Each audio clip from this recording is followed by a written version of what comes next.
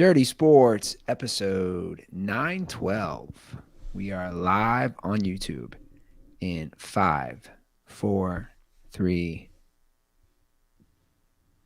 Welcome to the Dirty Sports Podcast. I'm your host, Andy Ruther, coming to you live from Cincinnati, Ohio, with my co-host from Los Angeles, California, Joey No Chill Prano. Hello, Andy. Morning, bud. How's it going? It's good. I have some things I want to get out of the way, but I think we have to get the most important thing out of the way up front. How is your newborn daughter doing? Oh, thanks, man. She's doing a lot better. So she's eating better. She's maintained her temperature, which is good. So she's off the heat lamp. Has she had chili yet? She has not. No chili yet. Okay. So Maybe didn't even start her out with a one-way.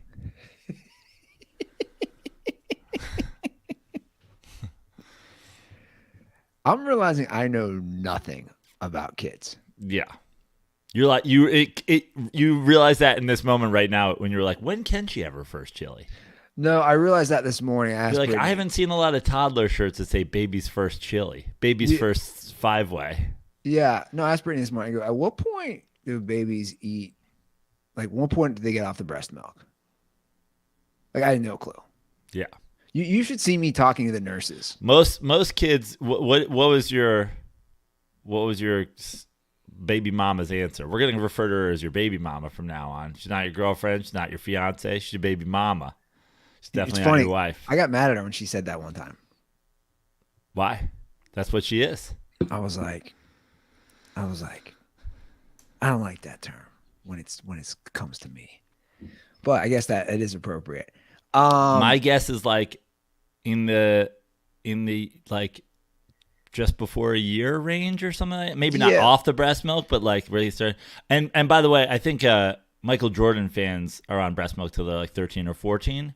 But for most kids, I think they can switch to solid food like a year ballpark. Well, it ranges, and I just mean non-breast, like where they can eat baby food. It's around like 6 months, but then again, that varies. I mean, you'll see kids that are way too old. Like if you can walk up to mom's nipple, not sure about that one. Yeah, if you can yell the 90s were tough for basketball, stop.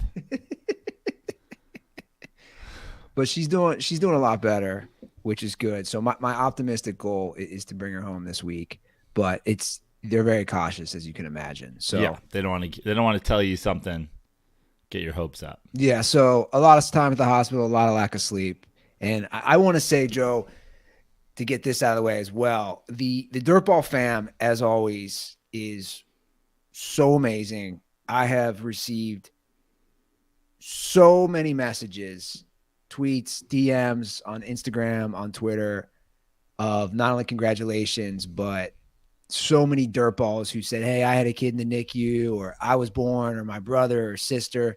And like, it's really heartwarming and it's really heartfelt. And I'm so thankful for you guys. And also, you guys help Joe and I. You don't realize that. And the people who say, oh, you and like so many messages, you and Joe have helped me through so much. I'm here for you. And that goes both ways. And I'm just forever grateful for you guys. And it's awesome to see that. We are not the biggest show. We've always said this. We're not the top 10 podcast, but goddamn, the strength of the DirtBall fam, the solidarity is unmatched on any show, I'd argue. Absolutely. And that transitions nicely into the plugs I got to get out, which is the DirtBalls have always showed up. And I just want to remind some dirtballs maybe that I have not met before, because there's dirtballs I've met, honestly, dozens of times, and there are parts of this country that I have not visited for comedy, and people are always going, why don't you come here? Why don't you come here? Why don't you come here? Well, I'll be in Montana on March 10th. Last Best Comedy, Friday, March 10th, Bozeman, Montana. I'm going to go snowboard actually, after. But if you're in Montana, if you're one of those dirtballs who's like, come to this crazy part of the world where there is no comedy, I'm like, well, there is now. So March 10th, I'm there. This weekend, I'll be at Ventura. It's Copa Comedy Club, which is in Ventura, formerly Ventura Harbor. We're doing a co-headlining situation. So Saturday, I will be closing the show. If you want to come to a show, come Saturday this weekend in Ventura. And then also, I know it's not Miller Lite Thursday, Andy, but I need to say something because our good friends at Miller Lite over the weekend, 2 cases of Miller Lite showed up. 2 cases of Miller Lite. So I have to make an announcement. Unfortunately, DirtBalls, any Venmos sent to me this week will not be spent on Miller Lite. I will use it on drugs. So there you go. I get a lot of Venmos with a lot of beer emojis, and this week, I would say for the 48 beers, I already had some in my fridge. Let's call it 2 weeks.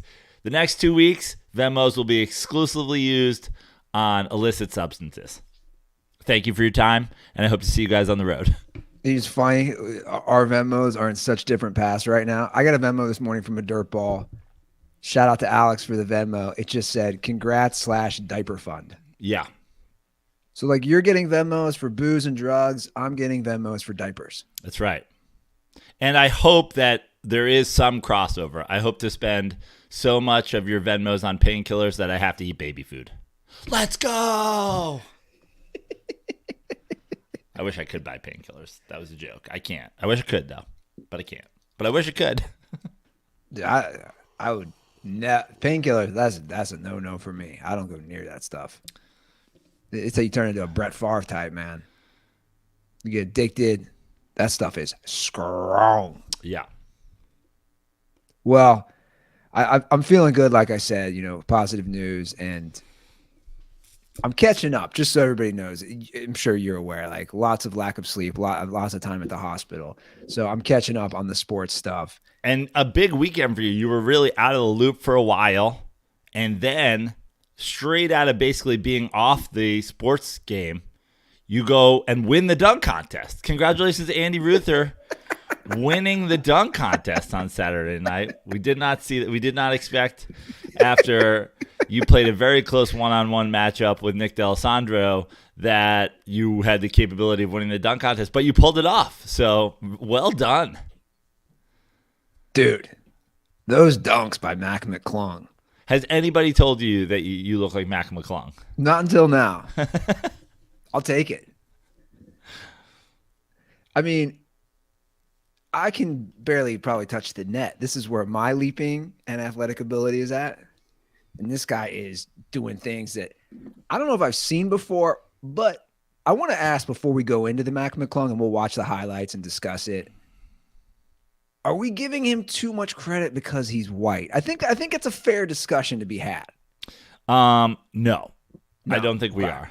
I think that there's a combo of things that always happens in the dunk contest, and one of them is, I think, fair, which is the shorter you are, the better it looks, and the more, obviously, the more leaping it takes. Like, it was ludicrous that Dwight Howard ever won a dunk contest, right?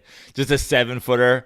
He was like, I'm going to do a regular dunk, but I'm going to do it in a cape, and I'm 7'1". And people were like, that's amazing. Yeah. And also, Nate Robinson deserved every dunk contest championship for every dunk contest he ever participated in from the day he was born. So Mac McClung, 6'2", not small by average height standards, but obviously very small for a dunk contest competitor. Then also his build, and then I think the whiteness factors in while people are kind of like judging it. But dude, his dunks, the thing about it, and I didn't watch it live. I saw the highlights and then I watched it on DVR. All first dunks. Like, we didn't have to do these things where we sit through 25 dunks. It's like, I know being able to do it at some point is impressive, but being able to do it essentially in some regard every time, like these are really good dunks, and I know I can do them. He didn't go like, oh, one of them took him 10 tries, and like they were all basically right away. Yeah. Well, that's a great point, and I wanted to discuss that, and you already did, which is perfect. First time, guys.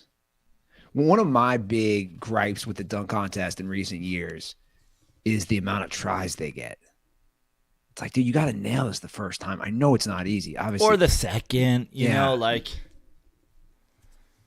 when you have this much time, how many dunks? Oh, cool. You did an amazing dunk on your third try. And the thing is, it gets harder because you just jumped a couple times, but it's like, you should have it in your bag. And he has them in, like, he's essentially a dunker. Like, he's barely in the NBA. He made more money in the NBA. He made more money in the dunk contest, I think, almost or pretty even than he made in his basketball career so far. Yeah, it's crazy, right? So he obviously is a G leaguer. He is the fewest. McClung's 2 NBA games played are the fewest by any player to win a dunk contest. And he joined Spud Webb as the only 6'2" or shorter with 350-point dunks in a single contest. And congrats for the city of Philadelphia finally winning a title again. That's right. Big news for them. Did they celebrate by eating horse feces in the street? I think that they were eating horse feces in the street, and then he won, and they're like, yeah, that's what it's for. Let's watch these dunks and let's go over them. They're pretty impressive. Like yourself, I didn't watch it live, got caught up. This is how I knew it was a big deal.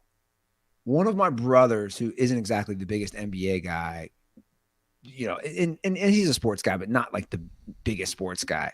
He sent me a text and was like, have you seen these dunks?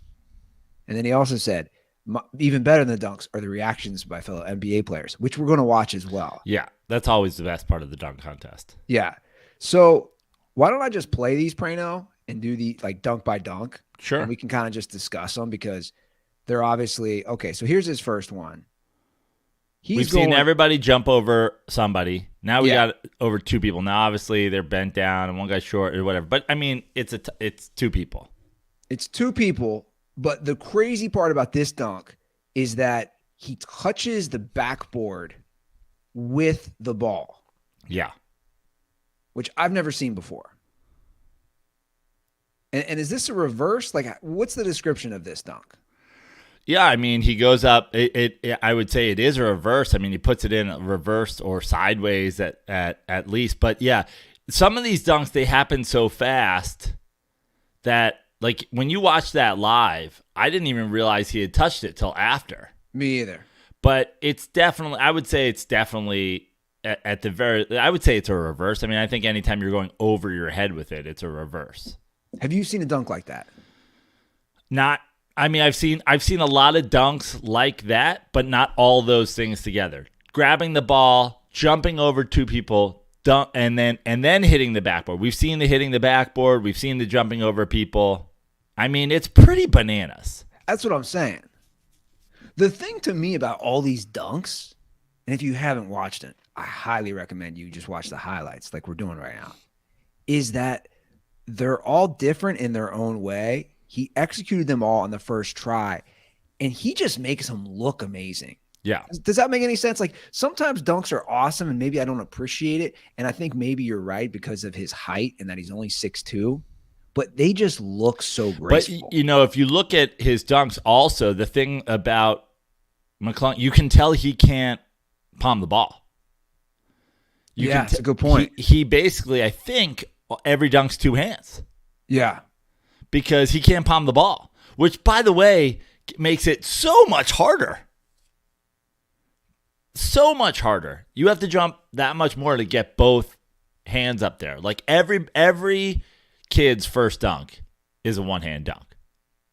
You're just like reaching, just extending as high as you can possibly extend and barely getting it over the rim. This dude can't palm the ball. I think it's pretty obvious that he can't palm the ball. Yeah. So this is his second dunk. I don't even know. Like, how do you describe this? 2-hand 360. Is that like a 360 windmill? Yeah, like I mean, I guess it's a windmill. Like, yeah, I would say a 2-hand 360 windmill. Okay, that so one. This one is now like we're on the third dunk. This one's the grab the ball, the old Harold Miner.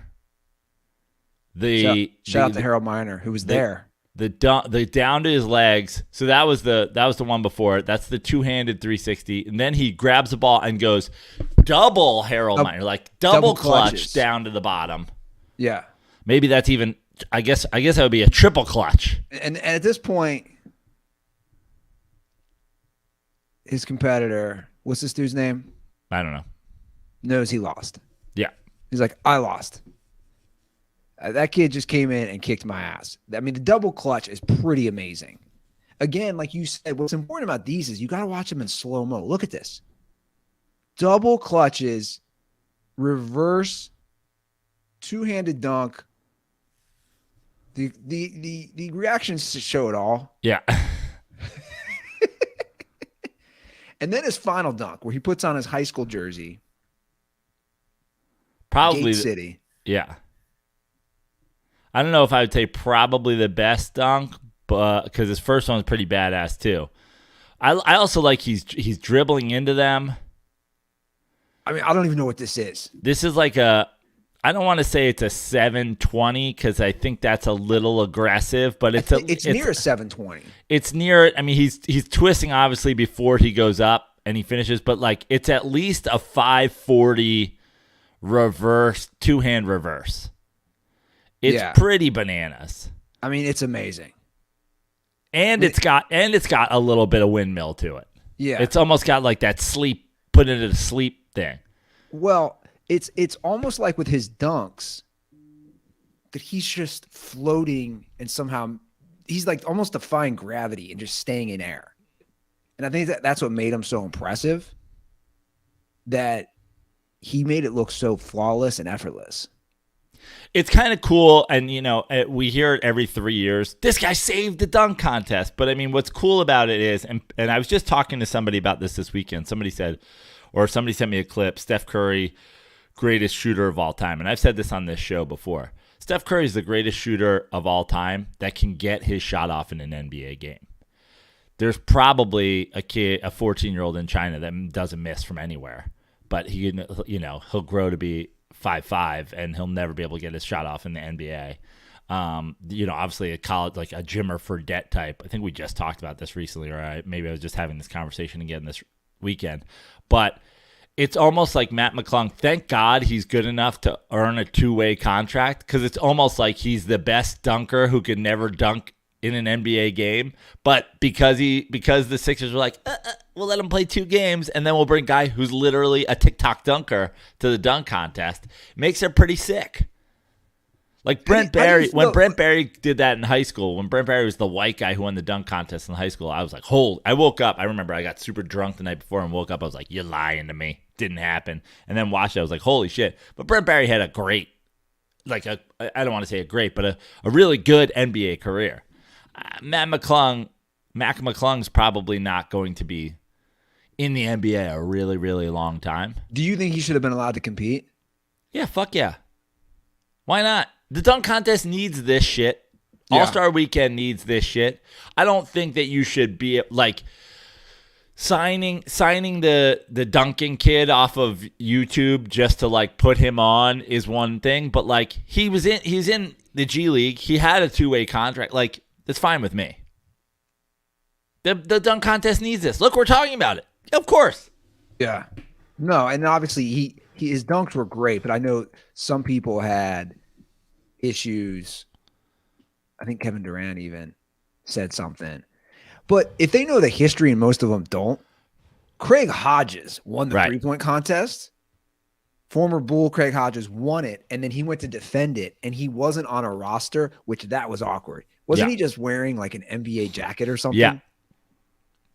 He was wearing the Wheaties Box Bulls uniform. I remember that as a kid. Like Photoshop off the logos. I mean, it was just weird because he didn't have a logo. Yeah. So now it was like, he was in the NBA and now he's defending his title, so he should, it's like being in a golf tournament where you won it the last year, you get an automatic bid. But like, dude, listen, what are we talking about? The dunks were great. They didn't just pick up a guy off the street and fucking sign him. Like, He's been doing it. He had, he was a G leaguer. Yeah. For sure. They gave him the contract. They gave him the minutes in the NBA specifically to get him into the dunk contest. But that's fine with me. Good. This is the Craig Hodges. He literally he just wore a jersey that said NBA. Yeah. Which, like, whatever. I mean, it is what it is. But, like, that's what he ended up doing. Now, my favorite, we discussed this, are the reactions. And again, I think the reactions, we can all agree. Do you think the reactions are heightened because it's a white dude doing it? Yeah. Of course they are. Right? Yeah. I mean, I guarantee there were people courtside being like, "Go, white boy! White boy can fly." Yeah. I mean, he got called white boy 1,000 times. Yeah, what's the over-under of him being called white boy? Yeah. 1,000 per dunk. Dude, there's nothing better than black dudes reacting to dunks. Like, if you I just wish this had happened 30 years ago where they all had camcorders. What percentage of NBA guys in the 90s do you think went back with their high 8 videotapes and got like the transition cassette that they had to put the small tape inside of so that they could later watch it?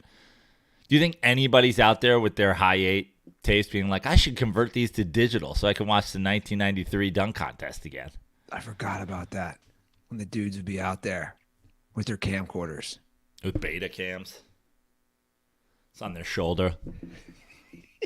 Looking like April in Teenage Mutant Ninja Turtles. Somebody's got a boom mic. Guys, what are we doing? Are we doing our own production team? I'll be honest, though. The whole camera thing is always weird to me. Because, like, you can see it. Like, you see it live, but can't you just, I don't know. Can't you just get that? Can't you just watch it? Like, can't you just watch it? Okay, so I'm going to mute this. No, there's a camcorder. Bro.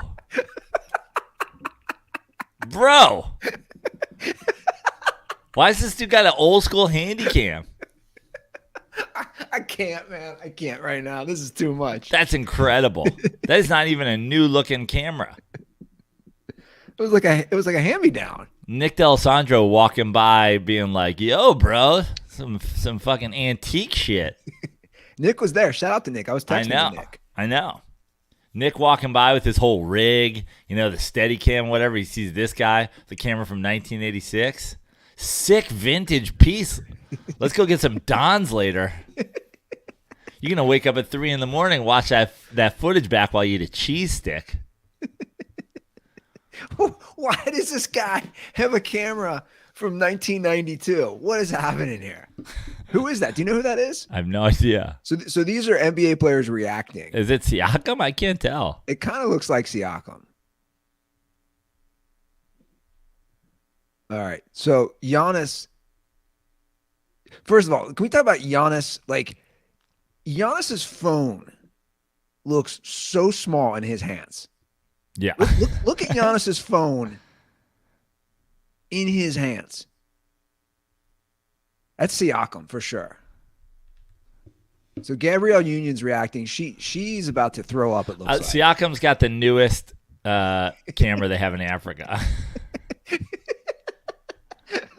He's like, my cousin just sent me this new camera.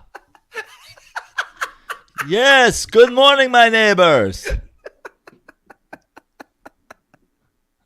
Does he not realize underneath his sweater, he has a 1996 Utah Jazz NBA Champions t-shirt on? Dude, every single person around Siakam has a iPhone or, a smartphone. Siakam's just rolling out here with my dad's 1992 camera. What is he doing? He still got the sticker on it. Tells you how to use it. These reactions. Yeah, right here. They're all saying white boy. Yeah. It's like, damn, white boy. I love these reactions. I love Giannis holding his baby too as well. You know what, Mac McClung? I'm gonna do this. Mac McClung, get after me. I'm trademarking this. I've got a nickname for Mac McClung. You ready? Yeah. World star. Because black guys take out their phones and lose their minds. It's just black. Oh my God. Yeah. I love it though, man. This is the best part of the NBA All-Star Weekend forever. It always has been. It always will be. I remember Kevin Garnett and Shaq and all the guys. Yeah. No, without a doubt. I mean, look at Giannis's phone in his hands. Yeah. I love he has two hands on it. Yeah. Looks like a grizzly bear holding a bird. Do you think at some point Siakam had to recharge his camera? Did it run out of battery? Was he recharging it like during commercial break? Yeah. He's hardwired in. He had Nikki D run him an extension cord. It seems like they're focusing on Giannis a lot. I want more Siakam in this. Now right here, are they comparing their videos? Yeah. He's like, yo, send that to me. This is my at. I love that, by the way, Andy has transitioned this podcast into a full visual podcast at this point. The first 12 minutes of this podcast, if you're listening on regular audio versions, you're like, what is happening here? Yeah, good point. The Dirty Sports Podcast is now a visual medium. Well, subscribe to us on YouTube. I wasn't trying to do that. I knew you'd be able to riff good on that. Yeah. Somehow I completely missed that Siakam brought a camcorder that his cousin gave him. I like this. If you're not watching on YouTube, it's pretty great. Siakam had the whole curtain over his head. There was a guy standing with a light bulb popped. He was running it with a hand crank. Like, did he pack that? I got questions for Siakam. Did you put that in your carry-on? Were you like, I'm bringing the camcorder to Salt Lake City? Did he go to a vintage pawn shop to buy it before the? I love the thought of Nick D'Alessandro walking by. I'm like, yo, man, that's pretty cool. That was before I was born. Where'd you get this thing? You want to have some cheese sticks later? What are we going to do about the actual game, though, Joe? Do they need to go the NFL route? The NFL is now doing flag football. The three-point contest is great. The slam dunk contest is great. Are we just going to continue the 184-point games? I don't know. Like, what would be an alternative? I was thinking about this today. I didn't really come up with anything. What could be an alternative? Do we just bring in the Harlem Globetrotters? Because that's what this is. I'm not really sure, but the All-Star game is certainly not must-see TV. But it's just at this point, it's like, I remember in the 90s and the 2000s, a lot of dunks. Now it's a lot of half-court shots. Yeah. It's an exhibition, you know? No, I know, but I'm just saying, do we even need – would that be weird if they just cut that game? Everything else is great up to that. Yeah. Everybody loves all the other stuff. It's fun to watch. It's competitive. We love the reactions. You know what I'd kind of like to see? I'd kind of like to see it be pickup style. Ooh, okay. Where we go essentially starters captains, reserves captains, okay? And then Team LeBron and Team Giannis play to whatever points, and then whoever loses, they're out. And next team's like, we got next. And those reserves come in and get to play, and if the reserves Pete, and then you got a situation where, and maybe you even have 3 squads or something like that, and so that there's enough guys to sub in and sub out. But we play pickup style so that there feels like a sense of accomplishment to winning and staying on or something like that. So I'm looking in YouTube comments right here. Ronnie Kennedy says 4 teams of 3 bracket play, played a 21 on half court. Half court, 3-on-3 basketball, it would be miserable to watch. I'm sorry. I love where your head's at. We're trying to do this, but no one wants to watch half court basketball. Yeah, I agree. It's everything. The thing that we've talked about in terms, think about the early days when it was just all dunks and high flying and passing and long passes and stuff like that. And now half court shots. No one wants to see three ball or whatever that league was for a while. The big three? The big three. No one wants to see that. Yeah. I know. Yeah, you definitely gotta do full court. I mean, do you bring in some sort of, remember MTV? Was that the Jock Jam? Rock and Jock? Rock and Jock. Yeah, that'd be kind of cool. Where you had a 10-point basket. Remember Yeah. there was like a second hoop above the regular size hoop. I mean, I imagine there'd be a way to even do that now that would be kind of cooler, where like for moments, like I bet you with lighting, I bet you could just like light up a spot on the floor where like all of a sudden just for like 3 seconds, like 10-point shots would light up. So my buddy, it's funny you said, my buddy, his son has this ball that lights up at night. It's like a basketball that lights up. It's like a special ball. And if you turn out all the lights in the gym, like we messed around during this year, like at the end of practice sometimes, if kids parents would let them stay. You turn off the lights in the gym. It's pretty cool. And you shoot it. I don't know if there's something like that, if that's what you're saying. Yeah. Where you shoot it and you try to get adjusted to not being able to see. And we put the flashlight on the rim, and then we take it off. But just make it a circus, right? Because it kind of already is. Exactly. Are you surprised that they had Karl Malone judging the dunk contest? Now that everybody's talking about him impregnating a 13-year-old. I just think it's amazing that they're still just going to do that. But it's never become a thing to the point where like anybody's talking about it. Like ESPN's never talking about it. Like I think Bomani Jones did something on his show this week where it was brought up, but like no one's talking about it. And the bottom line is people who like are on NBA Twitter or NBA TikTok or listening to podcasts or whatever, it's such a small audience as compared to TNT or ESPN. Sure. Like the day, and I don't know, what anybody's relationship is with Karl Malone, but the day Charles Barkley's like, maybe we shouldn't have him here because he impregnated a 13-year-old, he's done. But a guy like Charles Barkley probably doesn't want to do that. He doesn't want his dirty laundry aired. And all the guys in the 90s who were around, like, does anybody want people talking about all the things that they get themselves up to? And then it starts becoming like, oh, it's a Pandora's box. No, I know, but don't you, like, I always find it interesting. We've talked about this. And suddenly we hear, like, Michael Jordan was having hookers killed, like.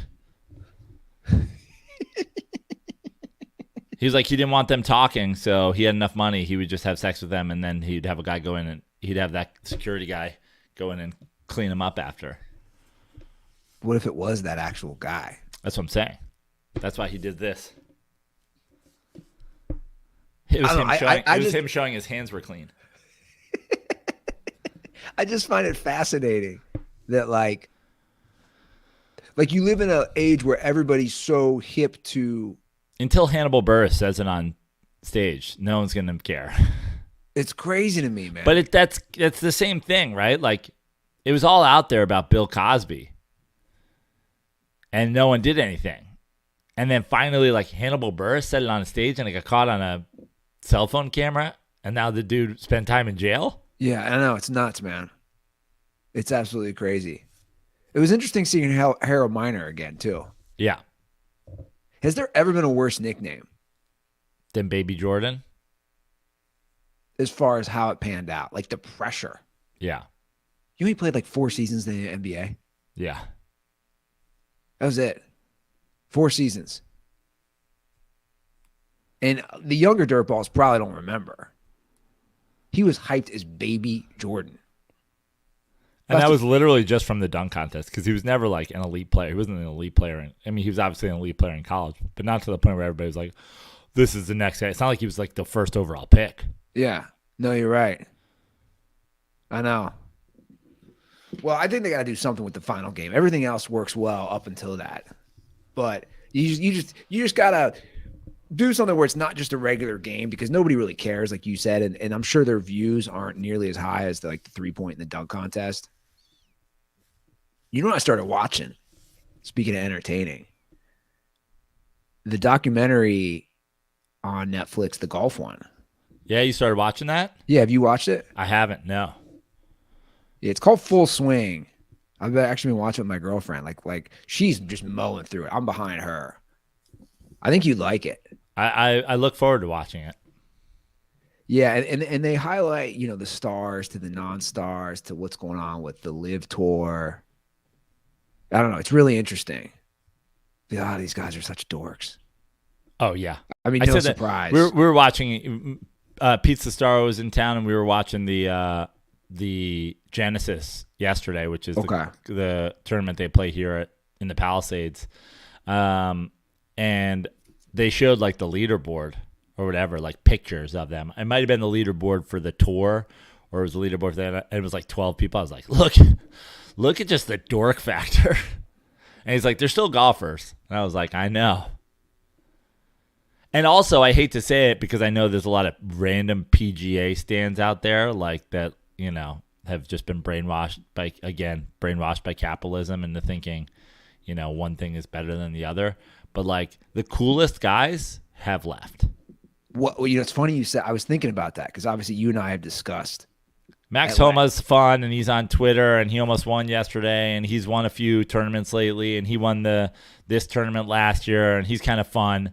LA kid, but like most of the cool, like, and by the way, it's a stretch, cool golfer, but most of the guys who borderline cool, Phil, Dustin Johnson, Cam Smith, like, Koepka, who I think is maybe the world's biggest douche, but whatever. Did Koepka go live? Yeah. Well, I haven't gotten that. I forgot that he went live. It's interesting. He was obviously on top of the game for a few years, and I wonder if he went just because he's on the decline. Obviously, it's a roller coaster ride in that sport. But and I'll just share one little thing from it that just shows just how nerdy these guys are. I didn't know Jordan Spieth and Justin Thomas are like best friends. Yeah. And they grew up playing together, and they're close, and they're gonna. I forget. One of them is going to be the best man at the other one's wedding. Anyway, they're talking about we always play tricks on each other. And I forget who it was. It was either Justin Thomas or Jordan Spieth to the other. They were at a golf tournament, and they paid the valet to have his car moved. And that was like a big thing for them. He's like, he couldn't find his car for 2 hours. And he was looking, and then he realized, it was Justin or it was Jordan. He paid the valet, and the valet pulled his car up 2 hours later. And I'm like, dude, this is and then it's funny. I literally thought of your family, and I thought of the prank war. And I was like, the Prano family prank war, the PGA prank war. We took somebody's tires off their car one time. I knew you'd have something. Yeah. For real? Yeah. So our buddy came back to his car, and his car was on blocks. And he was like, I gotta go. And we were like, well, you better learn how to work a fucking. You took someone's tires off their car? Yeah. Is the movie Dirty Work based on the Prano family? Yeah. Oh, dude, you don't. There's some stories that I can't even tell on here in terms of pranking people and things that were done. Yeah. So what did that guy do to have the tires removed from his car? Nothing. We were just messing with him. Good friend of mine. Good buddy. Was it at someone's house? No, it was at school. He was parked in the street. I was like, we're going to basketball practice. And I stole his keys out of his locker, and I gave my buddy the keys to his car. And we took his tires off, and we put him in his own trunk of his Ford Taurus station wagon or whatever it was. I love that he didn't do anything. You're just like, no. We're just gonna mess with we this constantly guy. messed with him. Yeah, that's hilarious. I think there really is a business. Now, did you see the prank that's getting all the attention from this weekend with Tiger and Justin Thomas? No. Oh, I mean, it's not even really a prank. Yeah. Sorry, I did see that. So this is all the thing. Tiger actually had to talk about it in his press conference. The tampon? Yeah, he outdrove Justin Thomas and gave him a tampon, slipped him a tampon, which obviously in this day, he's probably done it 1,000 times in his life for somebody. This is obviously, I don't think Tiger's writing jokes. He's not a especially hilarious guy, but So I'm sure he's done it. But like now in the days of cameras everywhere, somebody caught it, and just a littlest glimpse, and good enough cameras these days where you could zoom in and see exactly what it was. But then there's all this thing. Oh, do you think it's funny to say someone's a woman? And it's like, well, I mean, just, realistically, women do not drive the ball as long as men. Yeah, so he slipped a tampon in his hand after out driving him. Yeah. And I did see that people were offended. People were offended. And it's funny because I saw a clip. There was an old clip of Annika Sorenstam out driving somebody, and then that guy put a dress on. And like, for real? Yeah. And Tiger's making fun of him, whatever. It's like, listen, at some point, jokes have to just be jokes, right? Yeah. And the fact that he had to discreetly do this. Yeah. Like, can you just not call someone a bitch now? Yeah, you can't. Because that's basically what he is. He's joking. He's saying you're a bitch. Yeah, of course. Like, you're a bitch. Like, Andy Ruther explains comedy. Well, I mean, this is like, you can't say bitch now. Like, you're just a bitch. Yeah. We're all bitches at different times. Everyone's a bitch at some point. I mean, that's unbelievable. I did see a headline about it. One of my favorite ones. Like, I saw it and I just, things pop up about it. Where was it? And it made me laugh. It's exactly what you're talking about. Can you imagine writing a think piece on this? Somebody giving someone a tampon, and people were writing think pieces. Yeah. I don't know where it was. It was something that I saw that was funny though. And listen, you know me. I will defer to, like, there are some things like that we don't have to do anymore, like that were kind of commonplace before, like words people used or things people did. But like, this is just a joke. Like, why are we? This is the headline. Tiger Woods' joke wasn't just sexist; it was prop comedy. Well, now that's fair. See, the thing is, like, I'm all for calling out Tiger for being a hack. But this headline is saying it's also misogynistic. Right, I know. And there's no doubt it is, but that's not really, it's just like he's slipping it to his friend. Like, the intent is not to, like, do some whole big thing. But again, dude, if we're gonna have this discussion, it is true. The women's tees are farther up. Yeah. Like, okay, then let's make it equal. That's fine. Look, I suck at golf. That's fine by me. If you want me, I mean, obviously you have a bid on this on stage.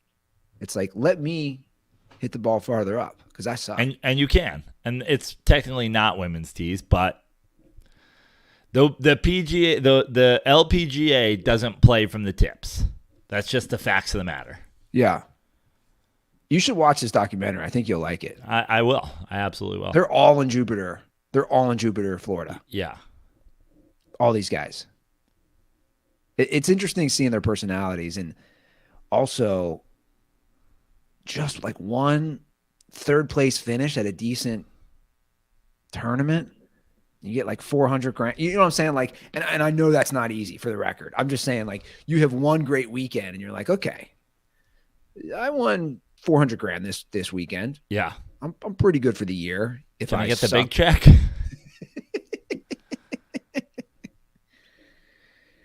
Yeah, I'll be curious how this plays out as far as what's going on with the Live Tour, because that does pique my interest as far as where this will go. And Dustin Johnson, he's not apologizing. He's in this. All these guys are in this. Yeah. And that's what makes it fun to watch. Like I said, I think it's something that's worthwhile for anybody, even if you're a golfer, not a golf fan. Now, I don't know yet where their spin is, because everything's going to have a spin. I'm one episode in. Right. And I don't know if they had planned on this whole Live thing happening, but you can't not mention it. And they address it head on. Right. So, no, it's pretty good, man. I'm enjoying it. So definitely recommend checking that out. For the record, we've gone 45 minutes and I have not mentioned football. A new record. So you want to talk some football? Mm-hmm. I assume that was what was coming. No, I don't have too much to say. One thing I did want to mention that I forgot to mention last episode that I found very interesting. The halftime show with Rihanna had higher ratings than the actual game. Yeah. You're not surprised by that? No, because like there are obviously no one in the no one who's a football fan who's watching the game for the game is switching over to the Puppy Bowl or whatever, no one wants to miss action coming back. So it's only going to add people because it's not going to take any away. There's obviously people out there who are like, let's tune in for the halftime show. Yeah. I know it's crazy though. I mean, look, it wasn't the best Super Bowl ever as far as ratings, but it still got 114 million viewers. Yeah. Halftime, 118 million. I mean, it's still pretty incredible to see that. Something else that I saw is that Tom Brady joining Fox is just going to really screw Greg Olsen financially, which I find kind of interesting. So Greg Olsen makes $10 million a year as the lead analyst on Fox with Kevin Burkhardt. The minute Brady starts broadcasting, he'll drop down to $3 million. Yeah. Because he'll be number 2. Yeah. Which is fair. Tom Brady needs that money. Yeah. I know. Do you think he'll be good? Probably be good. Doesn't some sort of cachet come with just like his word is going to be the gospel? I mean, like think about how we treated Tony Romo when he first came into the booth, and Tony Romo didn't even ever play in a Super Bowl. Tony Romo didn't even ever play in an NFC Championship game. Yeah. Well, people have turned on him. He should join the PGA, now that I think about it. Obviously, he is a great golfer. He should join the Live Tour. They'll have him today. But I'm saying he's such a dork. Yeah. Like the fact that he played hide and seek on his bachelor party, you watch this, you're like, okay, you'd fit right in with Jordan Spieth. Fucking dorks.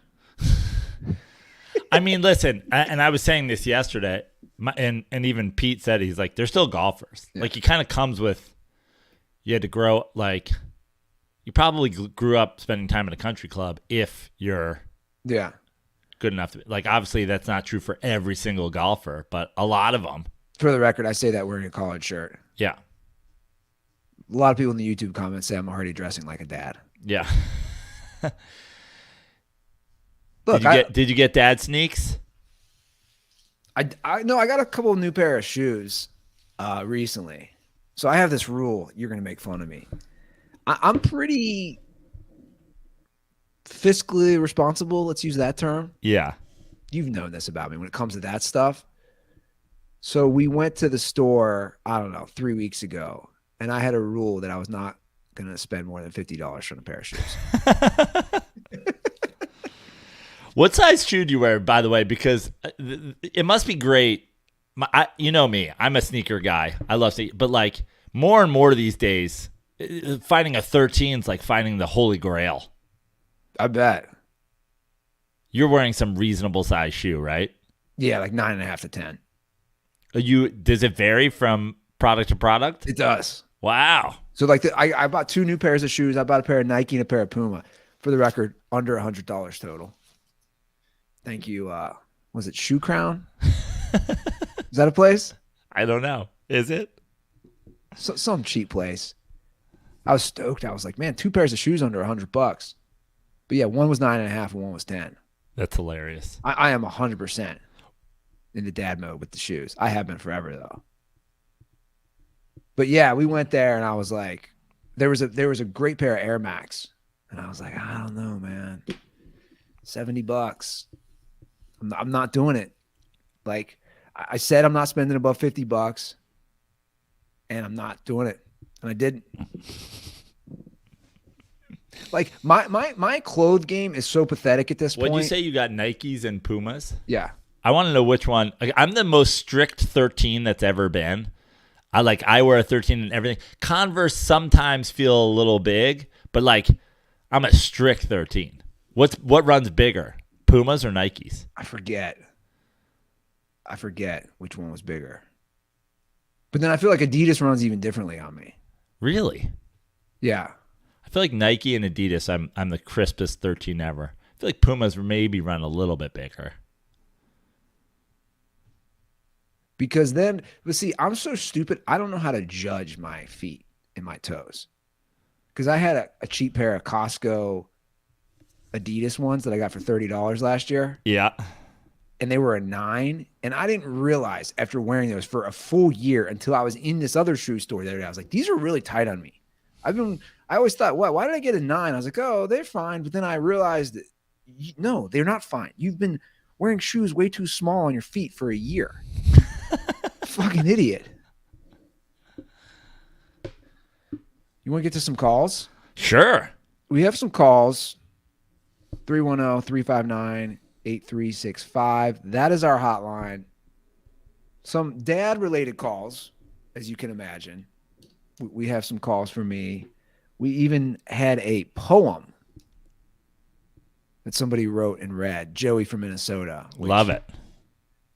I can't wait to hear your take on this. I'll start with his poem about me as a dad, but he also works in dirty sports from over the years, things we've discussed over the years. And I don't know if I should be celebrating his poem or kind of a little terrified or maybe a little bit of both. So this is what Joey from Minnesota left on the hotline. Hey guys, it's Joey from Minnesota. Just wanted to say congratulations, Andy. I think you're going to be a great dad, just because over the years of listening to this podcast, I think you've taught me a lot. So I would like to read you a poem that I wrote called What Ruther Has Taught Me. You can smoke weed if you have brain damage.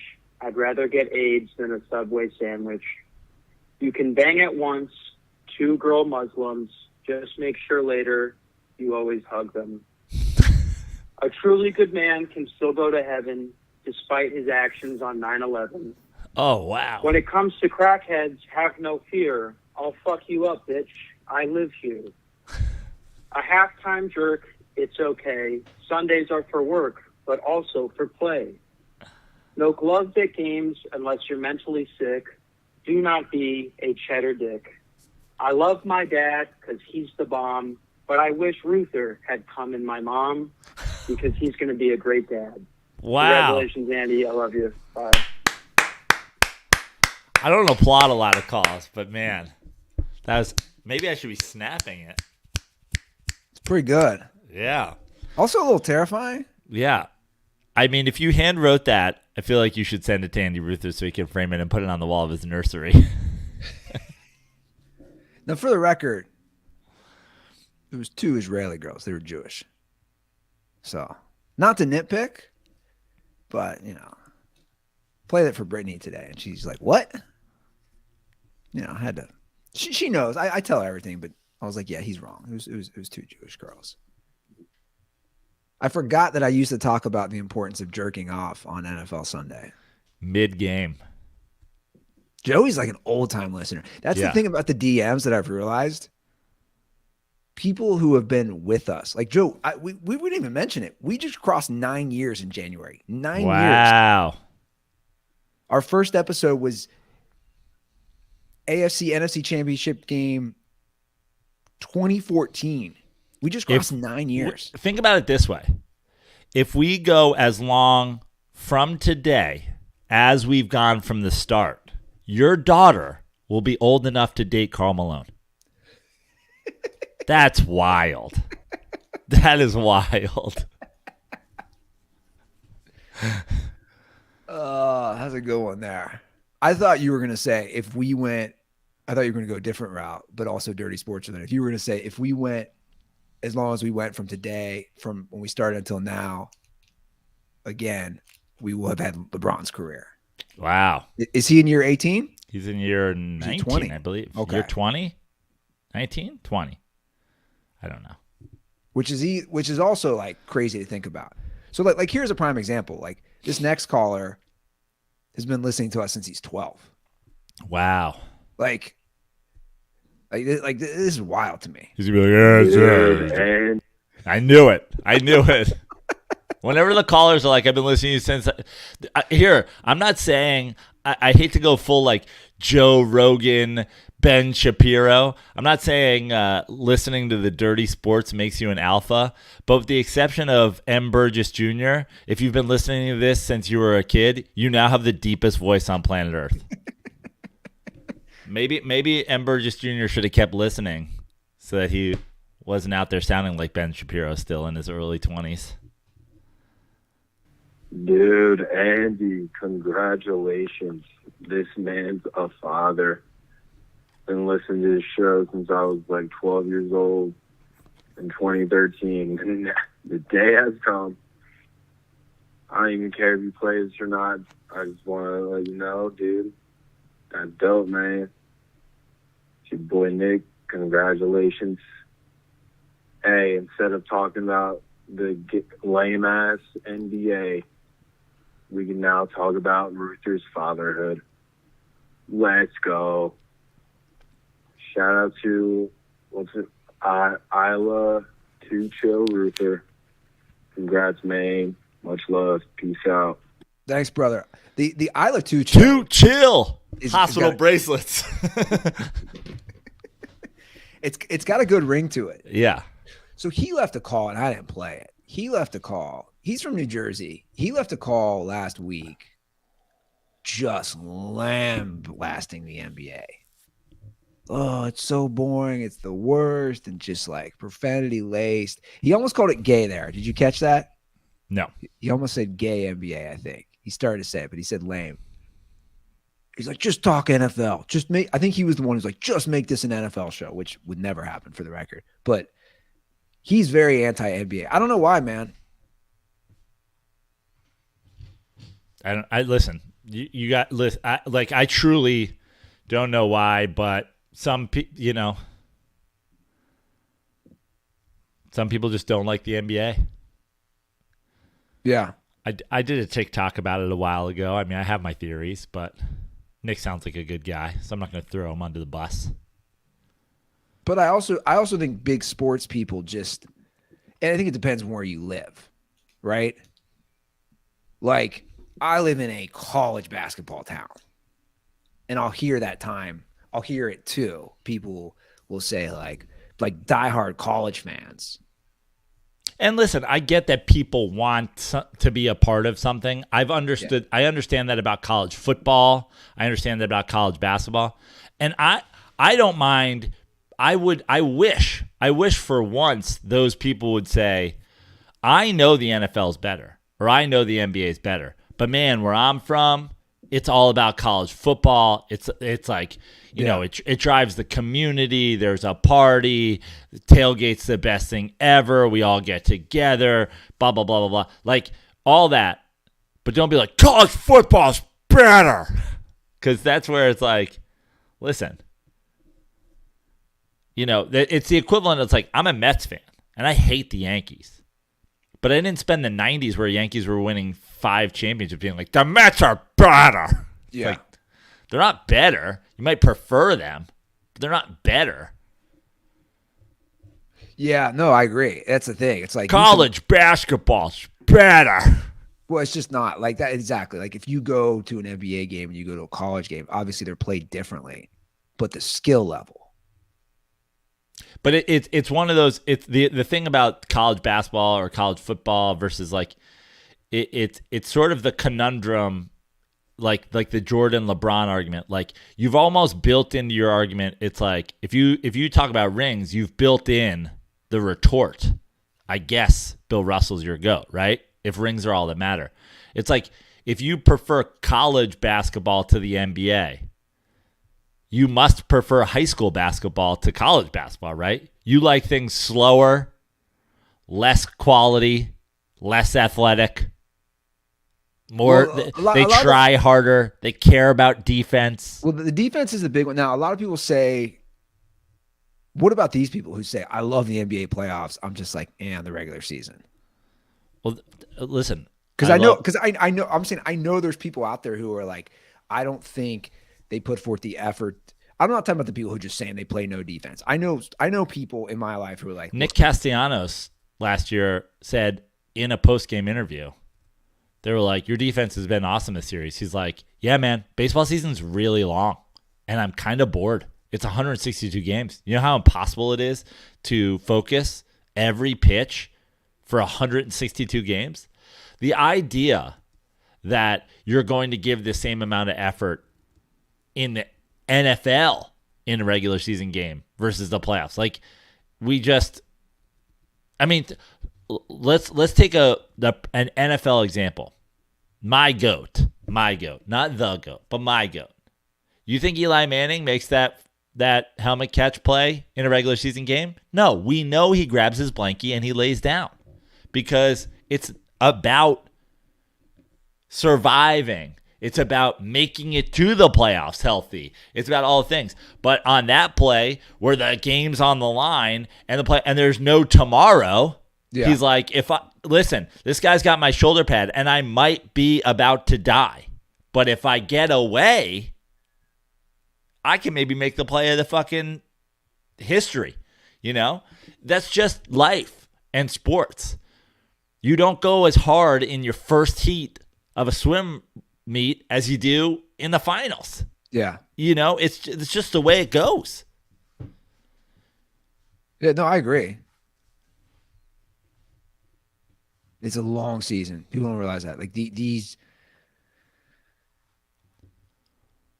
seasons are grueling. You're on planes, and it's funny. We just brought up golf, and I don't know. Does that translate as well? You know, the PGA. It's like, are you more locked in the Masters than you are on some random? I mean, they were just even talking about it yesterday during like guys who skip this tournament because the next tournament is this or the last tournament is this. You get. I get an auto bid to this one because I won it in my past, so I play that one. But then I don't play the next week, or I don't play the week after, or whatever it is. Of course. Well, we have a baseball-related call. Let's CT. Fucking go! We haven't talked too much, but here's a... Spring training. Spring has sprung, Andy. Yeah, so this is from CT. I'm from Seattle, lifelong Seattle Kraken fan. Andy, congratulations on becoming a father. That's awesome. Super psyched for you. Sending positive vibes to you and the family. So just wanted to get that out there and say congratulations. I was shocked when he announced it on the podcast. Literally had to ran and tell my wife. I was like, Ruther had a kid. She's like, great. I was like, no, it's huge news. But cool, dude. Congratulations. And then just to ask a sports question, what do you guys think of the new rule changes in Major League Baseball? Bigger bases, pitch clocks, banging the shift. We had them for the minor league team I worked for last season. Just let us know your guys' thoughts. Mariners going to win the World Series this year. Stay dirty. Oh, wow. Bold prediction. Thank you, by the way. I appreciate that, CT. Andy, this is great. It's almost like he served it on a platter. Guys, we're on TikTok now. The Dirty Sports Podcast is on TikTok now, at The Dirty Sports on TikTok. A lot of content going up. You know, it went up a while ago, but it's now getting consistent posting. I believe our first ever TikTok was my reaction to the new rules. And if I recall, it is as simple as pitch clock.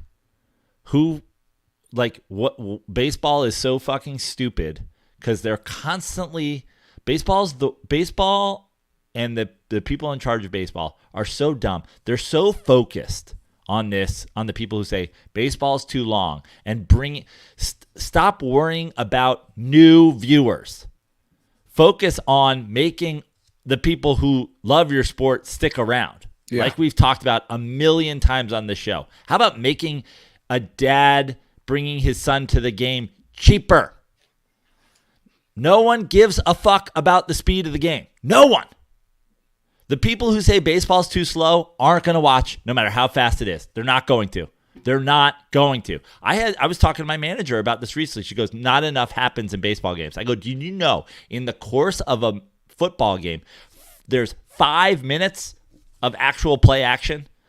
5 minutes, an entire football game. There's 5 minutes from whistle to whistle of things happening. The rest of the time, you're watching reviews, you're watching replays, you're watching them huddle, There is more action in a Major League Baseball game, live action play, than there is in football. Facts. There's more. So stop focusing on trying to get new audiences. Focus on keeping your audience. Bigger bases, I don't even fucking understand it. I can't even imagine what their thought process was. I guess less injuries. Their bags aren't even what are we talking about? Sure, fine. Who cares? I don't give a shit. The shift, we all know that the shift needed to be in some sort of ban to be instituted. Do I think they did it perfectly? No, but I think it's the thought that counts. I think that will improve the game in the long term. Yeah, I don't understand the bigger bases. The shift makes sense. And you're right. They are not doing a good job on keeping people.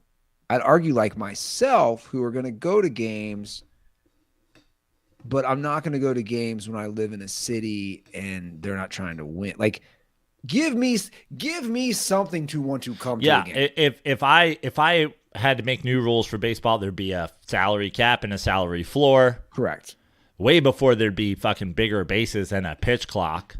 There'd also be a hot dog cap and a beer cap. You could only charge me so much for that. The bigger bases, I guess, in theory, they're trying to limit the amount of injuries that happen at bases. So fine. Like, I'm just like, cool, whatever. And then, of course, there's the extra inning rule. Guys starting at second base has become official. We couldn't have done it in the 13th inning. We can't have the 10th, 11th, and 12th where it's regular baseball. And then if you get through a 1/3 of a full baseball game, them guys go there. I love baseball, but god damn it. Well, here's the thing, like you're on the, and that's fine. Like, obviously, love baseball. Like, I think you're almost like the last of the Mohicans. And I know we have a lot of dirtballs who do, but I'm just saying, like, there's just so many people who just lose interest for all these reasons. You know, like, I don't know if you saw this, speaking of that, during like a Reds, like this is insane to me. Again, like, imagine this happening. Joe, just imagine this happening in the NBA or the NFL. There was a Reds luncheon, I believe, for like season ticket holders. And the fact that they keep letting Phil Castellini speak is just mind-blowing. He did a presentation, and of course somebody posted it on Twitter. I'm looking at it right now. He did a graph. This is almost something like you're saying, is this real life? He did a graph, and it says, he puts it on a big screen. It says, teams out of contention by opening day. Since 2019, there is a 75% increase in number of MLB teams out of contention by opening day. The last 3 years have averaged 14 teams out of contention at the beginning of the season. So think about this. His pitch to season ticket holders. Based on what? It's a good question. Based on their finances? I assume. Tampa Bay doesn't seem to be out of contention. Oakland, the last couple of years has been bad, but doesn't seem to be out of contention. You have to be a well-run team for sure if you're going to run yourself poor. But you're also, here's the bottom line, and it's ludicrous to say about somebody that has hundreds of millions of dollars. Quit being a poor bitch. Sell the team to Mark Cuban, you poor bitch. Yeah. So, I mean, I put it here. I mean, look at this. Can you imagine that you're attending this? And the, I don't know, can you see it? It's like, yeah. He's basically saying before the season, hey guys, 14 teams are going to be out of contention. Why would I ever want to, like, this is a legitimate question. Why would I ever want, imagine if the NFL did that. Imagine if the Texans or the Jets Or another franchise that has struggled says, well, before week 1, we're technically out of contention. Nobody would want to see that. Nobody would want to go. Like, it's just, I don't know. It's mind-blowing that Rob Manfred, you can't allow this to happen. That's why I'm bringing this up. You can't allow an ownership group to say, hey, we're going to be out of contention on opening day, before opening day. What motivation do I have to go to a game? Make things cheaper. You will get people. How many times are we going to say this? Minor League Baseball has it figured out. Yeah. Just do what they're doing. Now, you don't have to go full Savannah Bananas, which I fell down a rabbit hole the other day, for the record. Have you watched Savannah Banana stuff? Yeah, of course. It's amazing. Now, obviously, that's more Harlem Globetrotter type stuff. Yeah. But just make hot dogs cheap. Just make the beers reasonable. Just make people want to come. Like, you can talk about, like, losing. Like, the bottom line is the worst played baseball game, the one where the home team loses, it's 9-0. It's more interesting than taking your kid to the fucking museum. Yeah. To the kid, at least. And also for the kid, it's like there is enough fun stuff during the game. There's the kiss cam. You're watching the Jumbotron. I mean, all that stuff kids eat up. They do. Anytime I've gone to games with my nephews and nieces, they eat it up. I ate it up as a kid. You love it. The graphics are better now than they've ever been. The pranks, all that stuff. It keeps children engaged. Just make it reasonably priced. You know, that's all they have to do. It's such a simple solution. It's not making a pitch clock. It's not making jumbo-sized first bases. What are you doing? It should be cheaper to take your kid to 10 baseball games a year if you invest in it up front, a 10-game package or whatever, than it should be to take them to 4 if you just go, let's go to the ball game. Incentivize bringing your kid to the ballpark once a month. 100%. I always talk about this. People love to shit on Roger Goodell. People love to shit on Adam Silver. I would not want, like, yeah, could I improve NFL refereeing very quickly? Sure. Do I think NFL players should be blackballed for speaking their opinion? Of course not.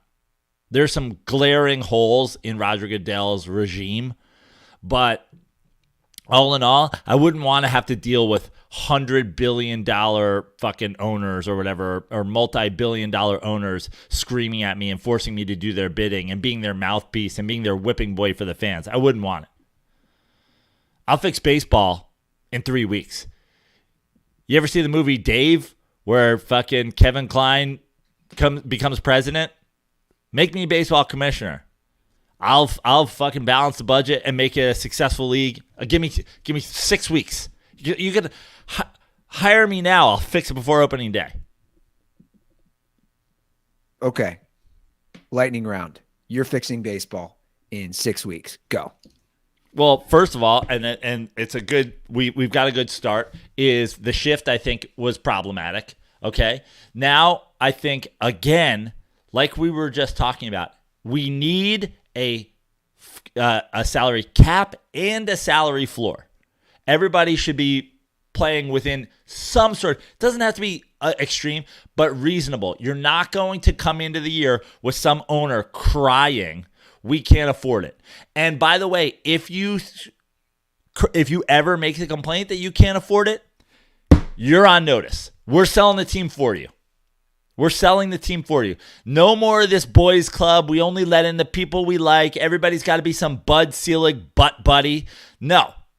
You got money? You want to buy a team? We're not going to fight against Steve Cohen's and Mark Cuban's from buying baseball teams. We're going to beg them to do it.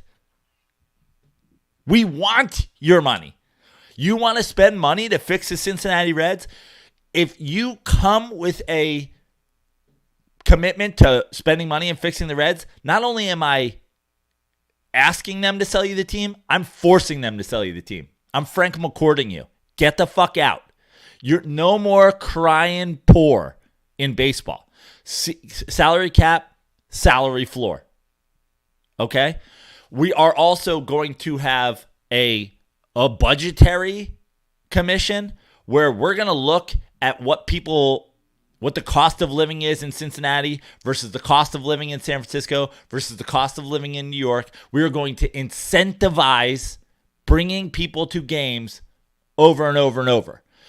If you have to, almost like a government refund, if you are going to lose money by selling tickets to a dad that wants to bring his kid to the games 12 times a year, we're going to make up that money for you. Because in the long run, a kid that comes to a baseball game 12 times a year will be a dad that wants to bring kids to a baseball game 12 times a year. This idea that we're just trying to steal money from you one game at a time is over. I am building for the future. I'm also going to focus on making baseball something people talk about on the internet still. We're going to remove this ban on putting up baseball clips everywhere. We're going to remove this ban on trying to get the pitching ninja suspended every time he puts up a clip of somebody pitching. NBA Twitter is a thing. MLB Twitter is at the dirty slides. Like, what the fuck are we doing? We actively promoting against people sharing your information on the internet? It's insane. I do not care. I do not care about new baseball fans and making them happy. First, it would be nice to get new fans, but first and foremost, we are going to have a gigantic conference about how to keep former baseball fans, or bring them back to the game. Because baseball was once the most popular sport in America. It was the national pastime. Fuck convincing some guy who doesn't like baseball to come to games. Convince people who used to come to baseball games to come back to games. Yeah, no, you're right. I mean, I agree on all those points. It's like, it seems like a simple solution and also one that makes fiscal sense here. But, sadly, I don't think it'll happen. Give us a ring. Let us know. 310-359-8365. That's our hotline. We're on all social media at The Dirty Sports. Subscribe on YouTube. Obviously, we're doing a lot of video stuff within our show now, which hopefully, I find the right balance for you guys. I'm at Andy Ruther. Joe is at Joe Prano on all social media except for Twitter, where I'm at Fixture Life. We're on TikTok at The Dirty Sports. I'm on TikTok at Joe Prano. Go follow us over there. I've got some shows coming up. First, and most importantly, well, not first chronologically, but first as in foremost, I will be in Montana, Last Best Comedy Show in Bozeman. Tickets are already up. I just put, if you go to my Instagram story right now, you'll be able to see it. If not, go to my calendar highlight on Instagram. It'll be in there with a link to tickets. Come see me if you're in Montana. It's one of the, I believe, 4 states in the United States of America I've never visited, and it'll be nice to check that off in terms of visiting and in terms of performing there. Last Best Comedy Show in Montana. If you live in Montana, hit me up. Come to the show. I'm going to bring a buddy with me. We're going to go snowboarding while we're there, so if anybody has tips on that, Big Sky, Bridge or Bowl. I've heard a lot of things. Where do we go snowboarding in Montana? This weekend, Copa Comedy Club in Ventura. I'm there this Friday and Saturday. Saturday, I'm closing the show. So if you can come to only one, come to Saturday. If Friday works better for you, it'll be a great long set anyway. And just go to joeprano.com for all shows. I'll keep adding things there. Cool. All right, guys, that's our show. Once again, much love to everybody who's reached out to me. Very thankful, very grateful. You guys are the best. We'll be back on Thursday. Have a great week. And as always, stay dirty.